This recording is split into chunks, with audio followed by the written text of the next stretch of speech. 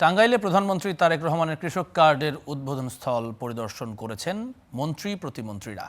জেলা স্টেডিয়াম মাঠে চলছে শেষ মুহূর্তের প্রস্তুতি, নির্মাণ হচ্ছে মঞ্চ ও প্যান্ডেল।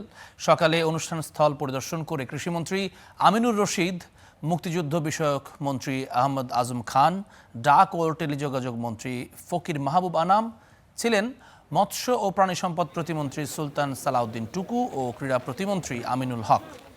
কৃষক কার্ড গ্রামীণ অর্থনীতি শক্তিশালী করতে গুরুত্বপূর্ণ ভূমিকা রাখবে বলে আশা প্রকাশ করেন তারা। এদিকে প্রধানমন্ত্রীর আগমন ঘিরে টাঙ্গাইলে বিরাজ করছে সাজ সাজ রব, উচ্ছ্বসিত তৃণমূলের নেতাকর্মীরাও। বাংলাদেশের কৃষকদের যে বহুল প্রত্যাশিত কৃষক কার্ড কর্মসূচি উদ্বোধন করা হবে এবং আমরা বিশ্বাস করি এই কৃষি কার্ডের মাধ্যমে কৃষকদের ন্যায্য মজুরি, কৃষি ঋণ, সকল সুযোগ সুবিধা আমাদের আগামীর যে কৃষক, বর্তমান যে কৃষক, সকলেই সেই সুযোগ সুবিধা তারা পাবে। এখানে স্টেডিয়াম থেকে কৃষক কার্ড বিতরণ উদ্বোধন করবেন। এটা মাননীয় প্রধানমন্ত্রীর নির্বাচনী ইশতেহারে ছিল এবং নির্বাচনী ওয়াদা ছিল।